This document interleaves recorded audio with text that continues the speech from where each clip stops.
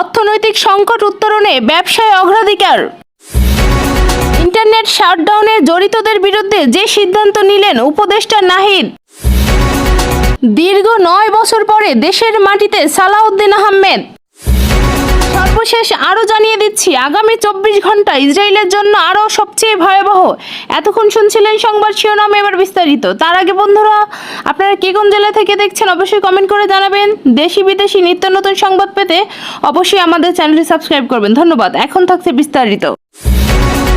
দেশের অর্থনৈতিক পরিস্থিতি বিপর্যস্ত। এই অবস্থায় নতুন অন্তর্বর্তীকালীন সরকারকে সব দিকে গতিশীলতা আনতে বেসরকারি খাতে ব্যবসা বাণিজ্যের অগ্রাধিকার দিতে হবে বলে মনে করেছেন অর্থনীতিবিদ, ব্যবসায়ী সহ নেতা সহ খাত সংশ্লিষ্ট ব্যক্তিরা। তাদের মতে আগের দীর্ঘদিন সংকটে থাকা ব্যবসা সচল করতে হবে, এরপর দুর্নীতি রোধে সংস্কারের পথে হাঁটতে হবে। সাম্প্রতিক গণ অভ্যুত্থানে ক্রমবর্ধমান অর্থনৈতিক সংকট আরও ঘনীভূত হচ্ছে।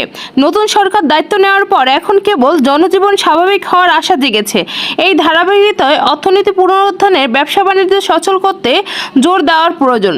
বিপর্যয় নেমে আসা অর্থনীতিকে টেনে তুলতে অন্তর্বর্তীকালীন সরকারের উপদেষ্টা দ্রুত সমাধানের আশ্বাস দিচ্ছেন। ব্যবসা ও শিল্পের স্বাভাবিক অবস্থা ফিরিয়ে আনতে বিশেষজ্ঞদের মতামত নিয়ে কালের কণ্ঠে বিশেষ এক আয়োজন। প্রবৃত্তি চিন্তা না করে আগে অর্থনীতিকে সচল করতে হবে। যা আছে তা ঠিকমতো চলছে কি না সেটা নিশ্চিত করতে হবে। এতদিন ইকোনমিক্স অঙ্কগুলো বিকল হয়েছিল, সেগুলোকে আগে সচল করতে হবে। ফ্যাক্টরি, দোকানপাট, বাস, ট্রাক, ট্রেন চালুর আগে নিশ্চিত করতে হবে। এগুলো চালু করার জন্য সবার আগে দরকার আইন শৃঙ্খলা পরিস্থিতিকে ঠিক করা। মানুষ নিরাপত্তাহীনতায় ভুগছে, তো ব্যবসা বাণিজ্য করতে পারছে না। আইন শৃঙ্খলা পরিস্থিতি নিয়ন্ত্রণে এলে মানুষের আস্থা তৈরি করতে হবে সরকারের উপর। সরকারকে দৃশ্যমান কিছু পদক্ষেপ নিতে হবে। সেখানে পদক্ষেপ হওয়া দরকার মূল্যস্ফীতি নিয়ন্ত্রণ, যা জিডিপি প্রবৃদ্ধির জন্য এবং সাধারণ মানুষের জন্য গুরুত্বপূর্ণ। নিয়ন্ত্রণের বাজার ব্যবস্থাপনা যেটা বড় সমস্যা, তা হলো চাঁদাবাজির সিন্ডিকেট। সেটা বন্ধ করতে হবে। এখন চাঁদাবাজি না থাকায় কম দামে বিক্রি করলেও বেশি লাভ করছেন বিক্রেতারা, তাই কমাতে হবে চাঁদাবাজি। মনিটরিং করতে হবে। টাকা ছাপিয়ে বাজেটের অর্থায়ন করা বন্ধ করতে হবে। এ ধরনের কাজ করে নিয়ন্ত্রণ করতে হবে, তাহলে মানুষ খুশি হবে। এটা একটা প্রবৃত্তির জন্য বেশি গুরুত্বপূর্ণ হবে। বৈদেশিক মুদ্রা যোগান যাতে পর্যাপ্ত থাকে সেটার জন্য ব্যবস্থা নিতে হবে। আর্থিক খাতে যে দুর্দশা তা দূর করতে এবং সংস্কার শুরু করতে হবে। আর পরিসংখ্যানগুলোকে ঠিক করতে হবে। আসলে আমাদের প্রবৃত্তি কত হচ্ছে সেটা আমরা ঠিকমতো বুঝতে পারছি না। আমাদের প্রবৃত্তির সংখ্যাগুলো দূষিত, এক্সপোর্ট দূষিত এবং জিডিপির সংস্থাগুলো বা সংখ্যাগুলো দূষিত। এগুলো দূষণমুক্ত না করতে পারলে আসলে অর্থনীতির চিত্র কী সেটা বোঝা যাবে না। এটা বোঝা না গেলে সঠিক নীতিও গ্রহণ করা যাবে না।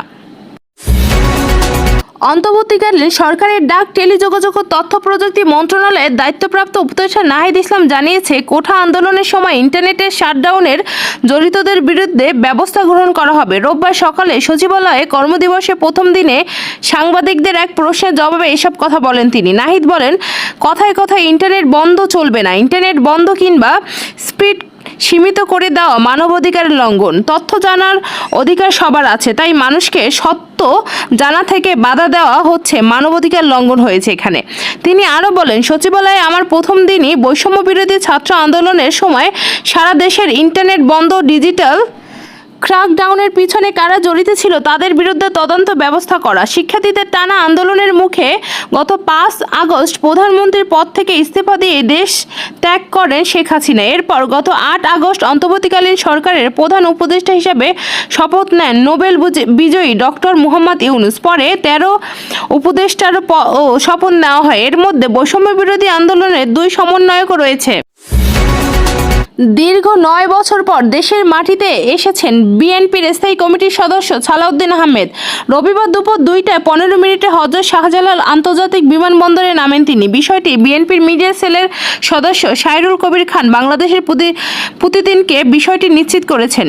ভিআইপি লাউঞ্জে বিএনপির ভাইস চেয়ারম্যান বরকতুল্লাহ বুলু, দলটির সিনিয়র যুগ্ম মহাসচিব রুহুল কবির রিজভী, যুগ্ম মহাসচিব খায়রুল কবির খোকন ও স্ত্রী হাসিনা আহমেদ সহ পরিবারের সদস্যরা তাকে অভ্যর্থনা জানায়।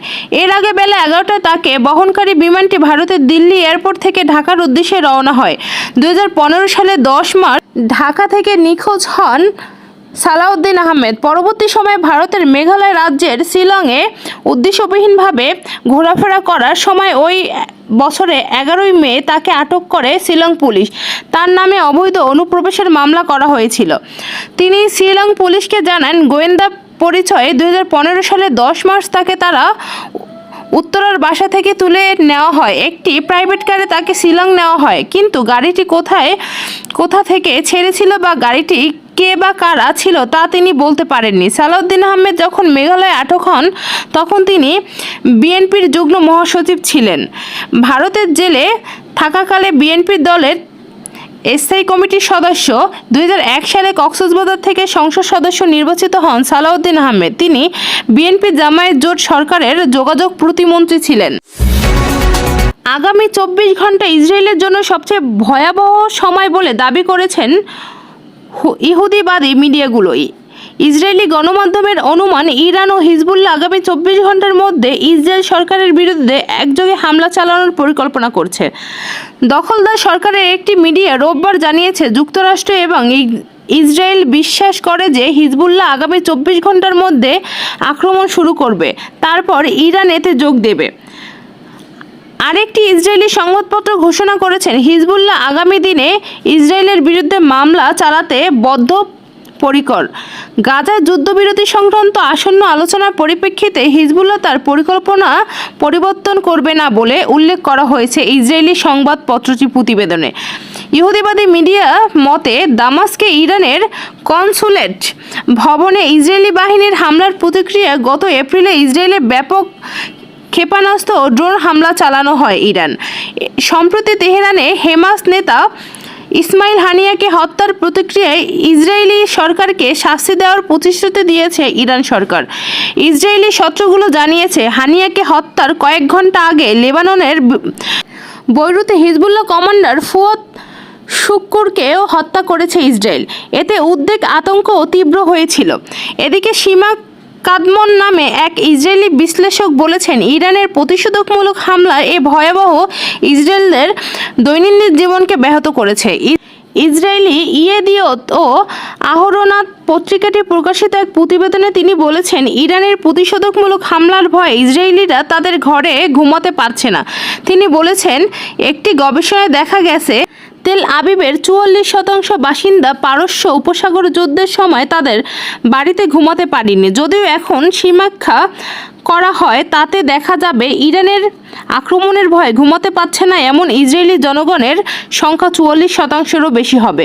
ইসরায়েলি এক বিশ্লেষক এমন সময়ে এ মন্তব্য করেছেন যখন ইরান হামাসের রাজনৈতিক নেতা ইসমাইল হানিয়াকে হত্যার প্রতিশোধ নেওয়ার প্রতিশ্রুতি দিয়েছে এবং ইরান ও হিজবুল্লাহ হামলা তীব্র আশঙ্কা হয়েছে, ইসরায়েলি মিডিয়াগুলো জানিয়েছে।